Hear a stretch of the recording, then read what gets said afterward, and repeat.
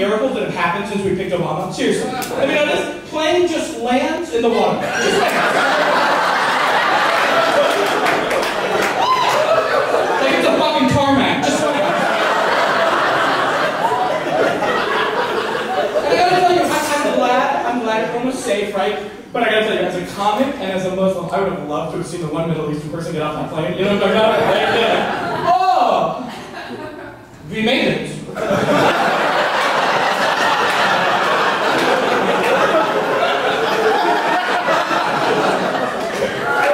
is a miracle. Thank Allah. Like I just love it. Oh, and I love that it was birds. Really? 500,000-pound plane with some fucking birds? Really? I'm waiting for Fox News to be like, they're Muslim birds.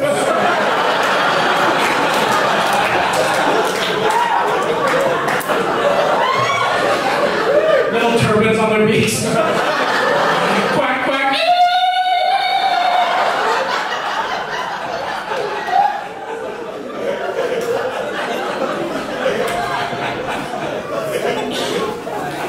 And I'm glad Obama won. I'm glad. But obviously I'm mad about Prop 8, you know, I passed. And I'm not so much mad that I can't get married. I'm more mad that I then have to go do all the fucking protesting. Alright? I'm a big guy, and gays just love to march and bike and run and hike and canoe and shit. And it's like, what happened to sit-ins? Alright?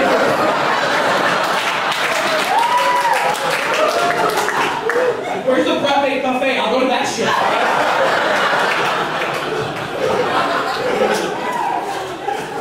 I can make fun of it. Everyone else does. The media loves making fun of us, don't they? They're like, the media loves to mess with us, and that bothers me. Seriously. 2 years ago in the Castro for Halloween, there was gunfire, and the media went off. They're like, it's gay gang warfare.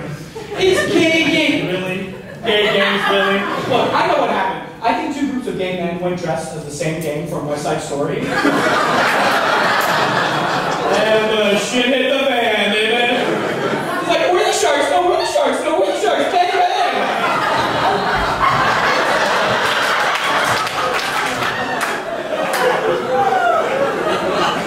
And it's tough enough for me just being Iranian in America, seriously. Because you know, we love messing with the Iranian, we love all, and okay, first of all, I can't do what you Americans do. I can't like celebrate like July 4th and shit. I can't picnic and have fun and what, they're gonna sell me fireworks? Think about that. I just show up to the counter, yes, I'm as many explosives you can give me. Do you have any that are around my body?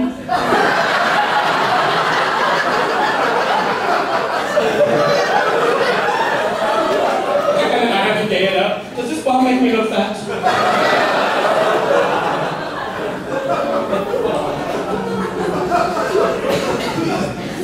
I was a big boy too. I was about a year and a half, I was close to 300 pounds, and then I went on an all-liquid diet, and I lost 110 pounds. Give it up for me, let's go.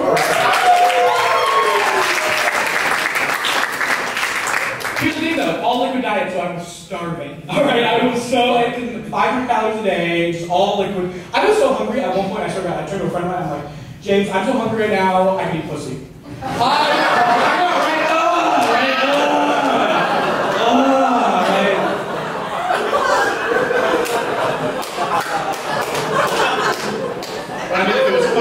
I don't know, I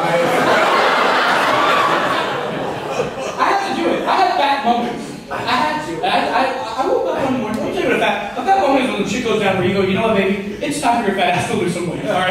I woke up one morning, swear to God, and I had a sharp pain in my chest. And I was like, oh shit, what do I do? What's going on, right? And I started to massage myself like this, right?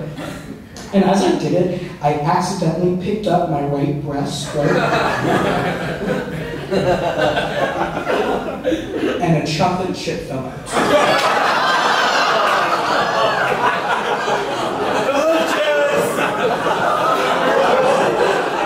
You know, I don't even know what makes me more of a fat kid, alright? The fact that a chocolate chip fell out my titties. The fact that I ate that chocolate chip, here's why.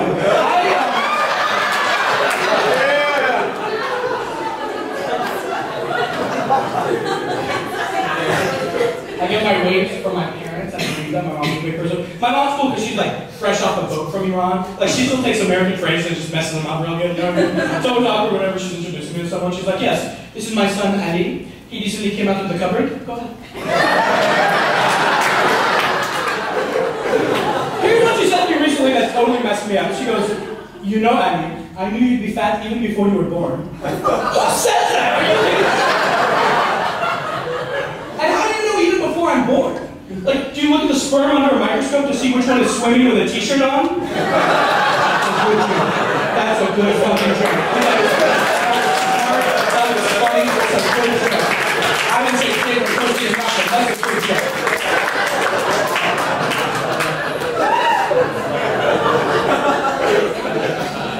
Our family is crazy, alright? They recently came on vacation with me.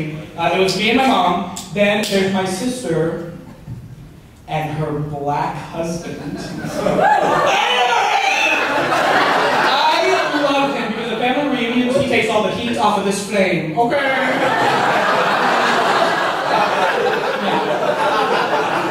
I could show that family reunion and see a Broadway version of Somewhere Over the Rainbow. With a dick in my ass and no position.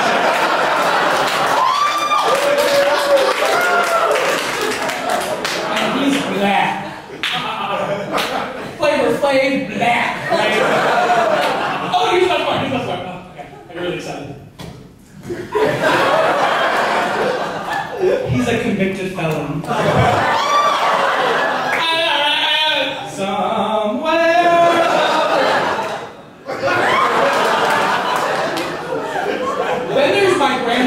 Still thinks he's fighting in like the Iranian army from 1979. You know, we all have that one grandparent with like, the glasses and the cigarette. Their earpiece, no cell phone. Just the earpiece. And he just walks around and goes, kill him, and walks the other way, right? I almost fucking hated that, but hilarious. Then there's my uncle, his Chinese wife, and their 3 Chinese Iranian kids. Let me tell you something, we show up to that airport, the fucking Persians, the Chinese, the one tall black guy, people are getting out of our way, just one by one. The United Colors of Benetton, run!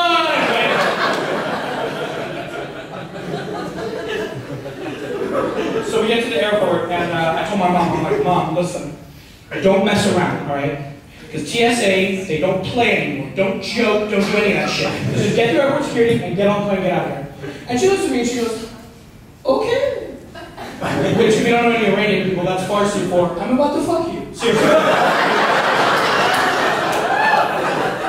11 of us go through without a problem. Without one problem. My mom goes through and it beeps like no one's business, right? Swear to God. First thing out of her mouth. Great. Now they're going to touch my pussy.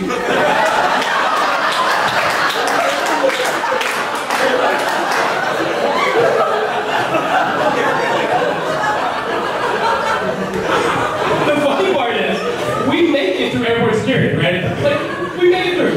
We get to the counter, and my mom gives the tickets to this woman. And the woman looks at her and goes, ma'am, we've actually oversold the flight, and we don't have 12 seats available for you. Which my mom took as a license to fight. She was ready to go, right? And the other 11 of us just kind of lined up to the right of her in order of height. I don't know. It just kind of happened. It was very like, you know, doe, a deer, a female. It was awkward, right? So like Middle Eastern, like, the sound we make all the time. So when my mom goes, you know, I want to speak to your manager. And the woman goes out and brings out the manager. Now, San Francisco, at this point in the story, you need to know 2 things. 1, I'm not the bad guy in the story. Remember that, all right? And 2, if we can't make fun of every color, race, size, age, we can't make fun of nothing. Are you with me? We're trying again. Are you with me? All right. Manager walks out. Manager has one normal arm.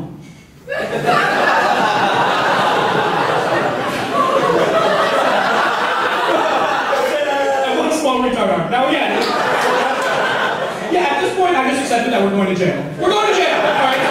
There's no coming back from this shit. That's a wrap. The 11 of us are holding it in like a bad fart. Like, we're like, we know. If one of us goes, we all go. There's no nothing, right? And we almost made it. We almost made it. Until my 7-year-old cousin, Joseph, comes up to me and goes, guess they must be short-handed today.